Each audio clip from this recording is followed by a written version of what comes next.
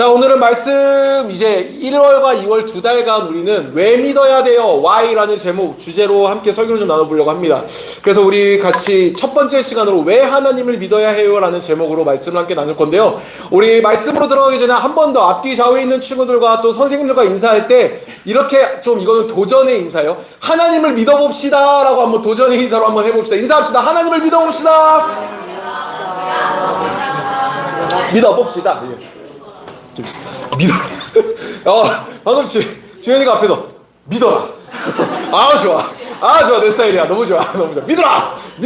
좋습니다. 자, 여러분한테 이제 질문을 하나 좀 던져봅니다. 뭐냐면 이런 질문이에요. 공부할 때 가장 중요한 거, 제가 참 많이 물어보는 질문입니다. 지금 이제 공부를 마무리할 단계에 계신 우리 선정쌤, 공부할 때 가장 중요한 게 있다면 무엇일까요? 집중력. 자, 그리고 이번에 새로 중학교 1학년에 올라갈 친구 중에 우리 한 명씩 얘기하면 너무 부담스럽지. 누가 얘기해볼까요? 딱 눈에 들어온 한 친구가 있어서 세이쌤 좌우에 앉아있는 두 친구 이름을 한번 불러줄까요? 요쪽 친구 이름은? 다시요? 헤이. 요쪽은? 네. 자, 헤이부터. 공부할 때 가장 중요한 게 있다면 뭘까요? 묻지마. 내가 이래 설교 때 대답할 수 있겠어? 너의 생각에 이게 답은 없어.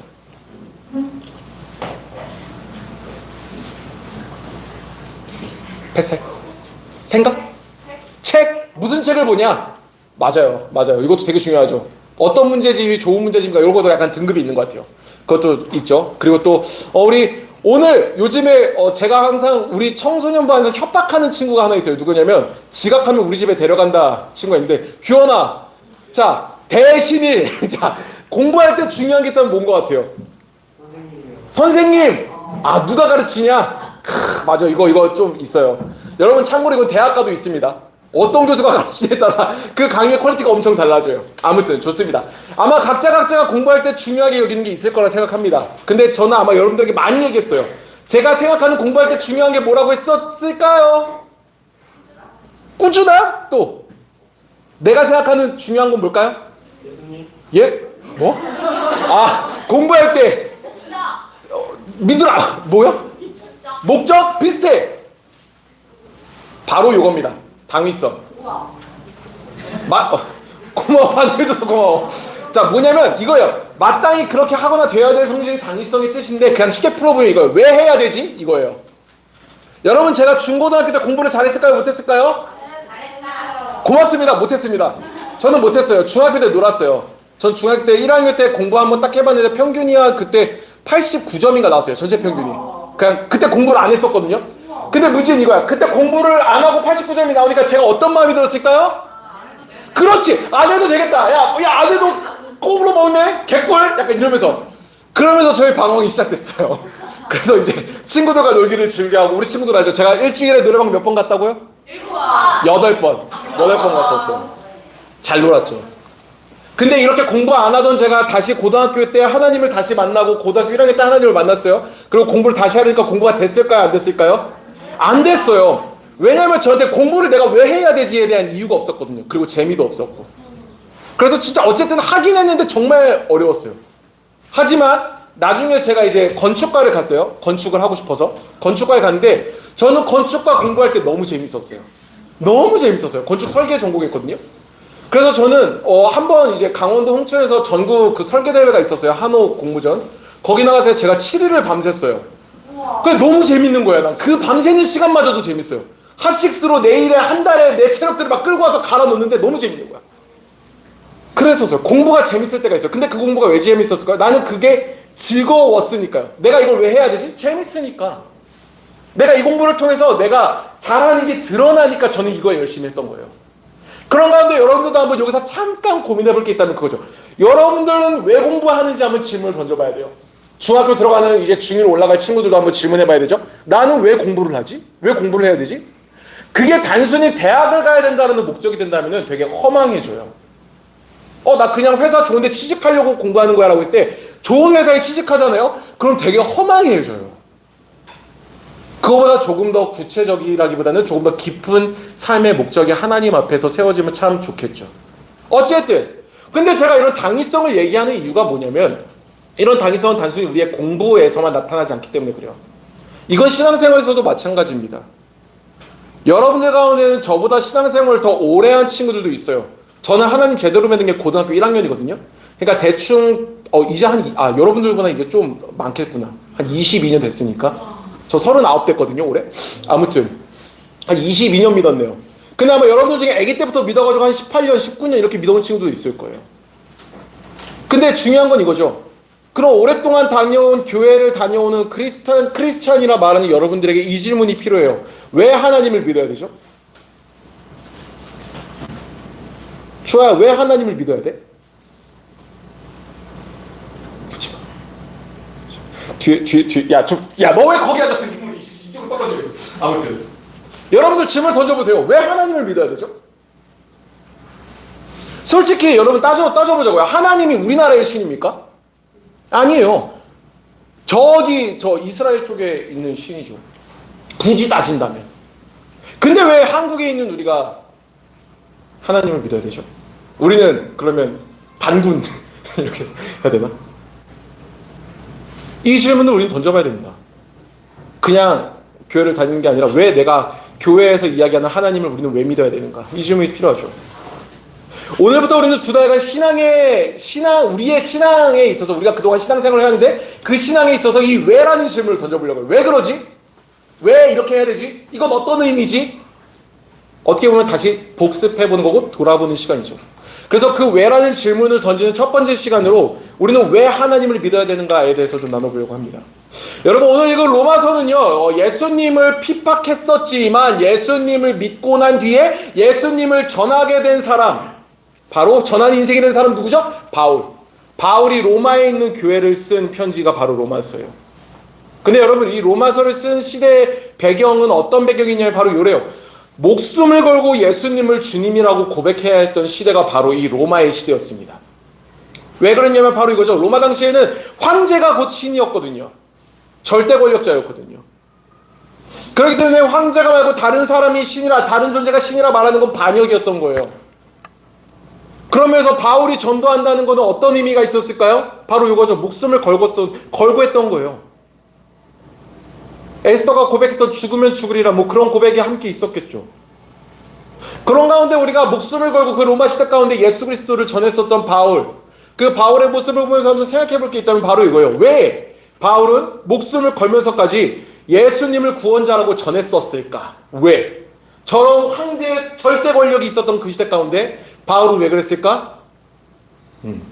답은 간단합니다. 바울은 예수님을 경험했기 때문이죠. 조금 더 구체적으로 표현하면 이럴 거예요. 예수님의 존재를 경험했고 그 예수님을 통해서 하나님의 존재를 바로 알았기 때문입니다.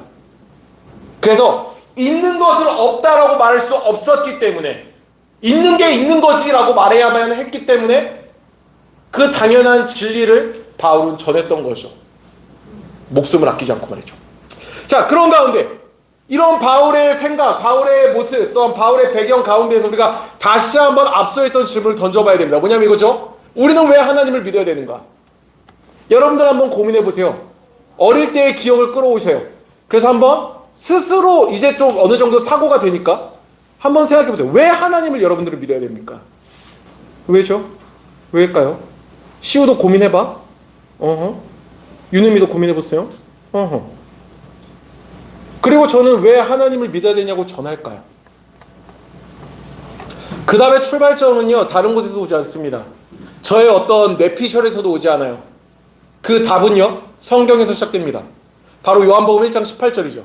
우리 이 말씀을 한 목소리로 같이 읽어보겠습니다. 시작! 일찍이 하나님을 본 사람은 아무도 없다. 아버지의 품속에 계신 외아들이신 하나님께서 하나님을 알려주셨다. 자, 여기서 봅시다. 여기서 외아들이신 하나님이라는 표현이 나옵니다. 이게 누구를 표현하냐? 바로 그거죠. 예수 그리스도입니다. 아들 하나님이신 예수 그리스도죠. 그분이 하나님을 알려주셨다는 거예요. 그분이 하나님을 알려주셨다는 거죠. 그러면 우리 또 이런 질문을 던져봐야 돼요. 뭐냐면 이거죠. 그러면 외아들이신 하나님께서 알려주신 그 하나님은 누구인가? 외아들이신 하나님이 아들 하나님 예수 그리스도라는 걸 이제 알겠어. 그러면 그 아들 하나님이 알려준 저 하나님은 누구인가? 라고 했을 때 우리는 압니다. 들어봤죠, 정확히는. 어디서? 출애굽기에서. 출애굽기 3장에서 등장하는 바로 그 하나님 여호와라는 이름의 하나님이십니다. 아브라함의 하나님이 되시고 이삭의 하나님이 되시고 야곱의 하나님이 되시는 그 하나님. 그래서 모세를 통해서 이스라엘 백성들을 애굽에서 이집트에서 끌어내신 하나님, 그 여호와라는 이름의 하나님을 알려주신 분이 외아들 하나님, 아들 하나님, 예수 그리스도다. 그걸 요한복음에서는 알려주고 있는 거죠. 그러면 여기서 그래 우리가 이제 알겠어. 어느 정도는 알겠어. 그래 외아들 하나님, 그러니까 아들 하나님이신 예수 그리스도가 여호와라는 이름의 아버지 하나님이신 그 하나님을 알려주셨대. 오케이, 좋아. 여기까지. 자, 그럼 이제 이 질문이 던져져야죠. 예수님이 알려주신 그 여호와 하나님은 이스라엘만을 위한 하나님, 그 출애굽했던 그 백성들만을 위한 하나님이 아니라는 거예요. 그럼 우리는 겉절이인가? 자, 옆 친구들을 보면서 한번 물어보세요. 너는 겉절이니? 한번 물어보세요. 시작. 겉절이야가 아니라 겉절이야가 아니라 겉절이 아니야. 겉절이 아니에요. 겉절이 아니야. 사이드 아니야. 스피다시 아니야. 겉절이 아니라고. 자, 이 질문에 대한 답은 뭐냐면요. 아니에요. 겉절이 아닙니다. 자, 겉절이 아니에요. 네. 왜 그러냐면 이것 또한 말씀에 나오죠. 로마서 9장에서는 이렇게 얘기하고 있기 때문에요. 여러분 이 말씀 24절 25절 같이 한번 읽어보겠습니다. 큰 목소리로 읽게요. 시작! 하나님께서 부르신 자비의 그릇이 바로 우리들입니다. 유대인 중에서만 부르신 것이 아니라 이방인들 중에서도 부르셨습니다. 호세아의 글에도 이런 말씀이 있습니다. 내 백성이 아니라고 말했던 사람을 내 백성이라 부르겠고 내가 사랑하지 않았던 사람을 사랑하겠다. 아멘.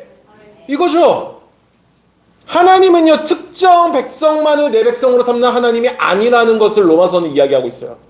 그러면요 온 세상 그리고 그 안에 있는 나를 부르시는 하나님이 예수 그리스도를 통해 알려주신 하나님이라고 로마서에서 바울은 말해주고 있죠. 그렇기 때문에 우리는 알 수 있어요. 성경에 나오는 그 하나님은 이스라엘만을 위한 하나님이 아니구나.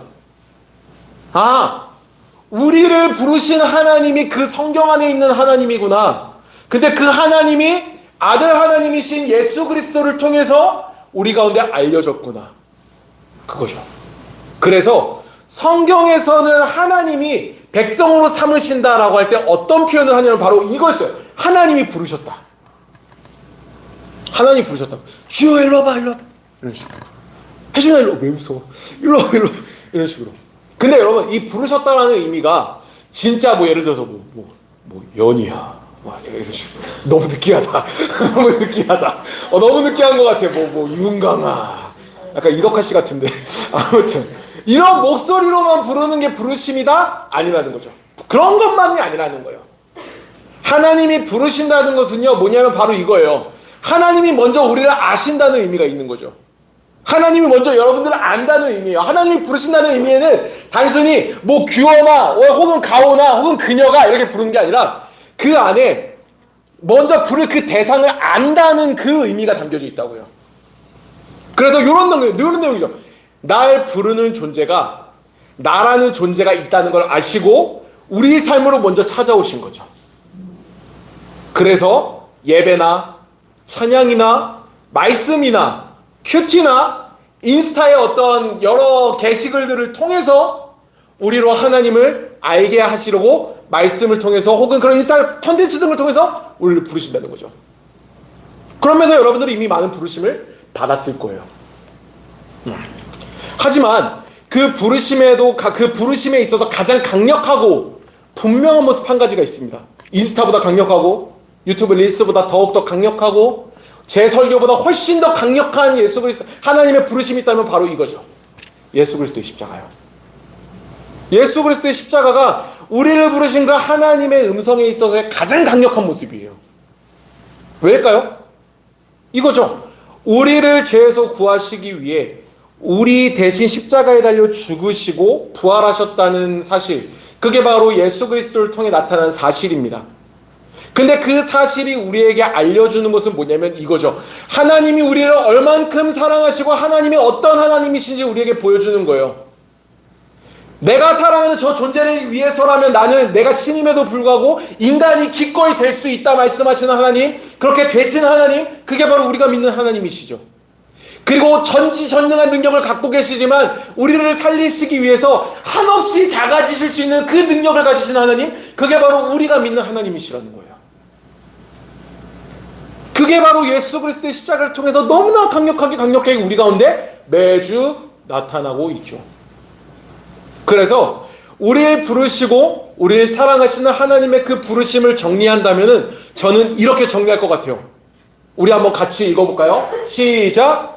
우주를 창조하고 질서를 유지하시는 하나님이 우리를 없는 존재로 여기지 않으셨다. 없는 존재로 여기지 않으셨다고요. 우주를 대상으로 봤을 때 여러분들의 존재가 거대합니까? 아니에요. 저도 한없이 작아요. 너무너무나 미약하죠.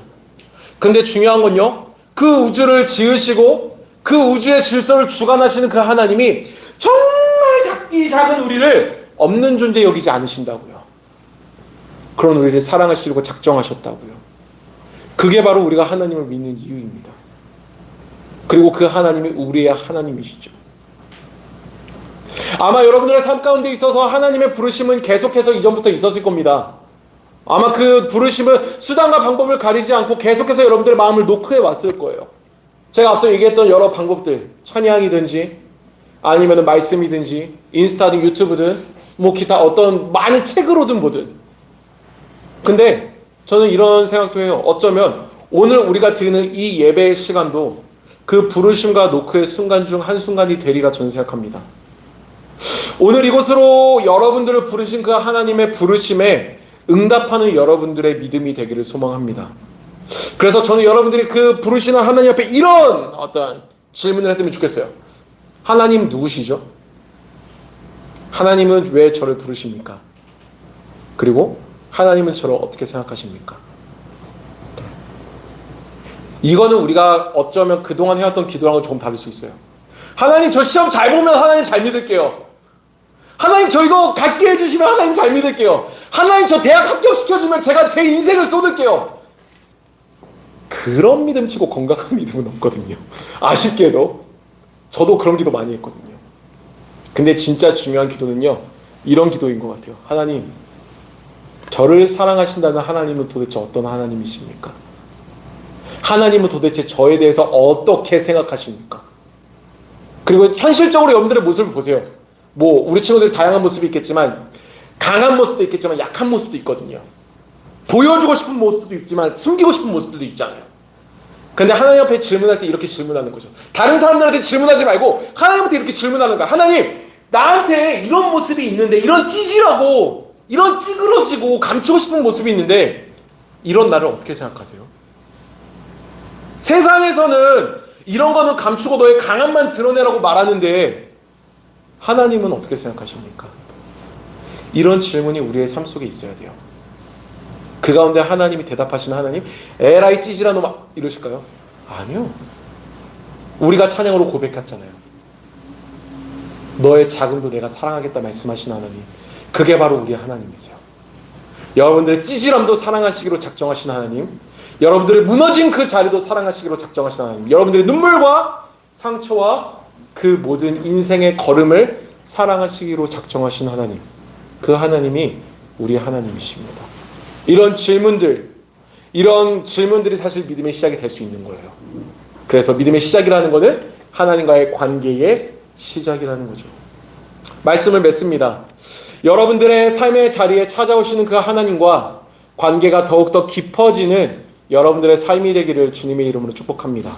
그래서 그 경험을 통해서 바울이 목숨을 아끼지 않고 예수가 그리스도라, 하나님이 진짜 하나님이라 고백했던 그 바울의 모습처럼 우리도 예수님이 구원자이며 하나님이 진짜 하나님이라 삶으로 고백하는, 여러분들의 입으로, 여러분들의 인생으로 고백하는 우리 청소년부 한 사람 한 사람의 삶이 되기를 주님의 이름으로 축복합니다. 여러분, 이 시간 우리가 같이 다시 한번 좀 찬양하면서 우리가 하나님 앞에 같이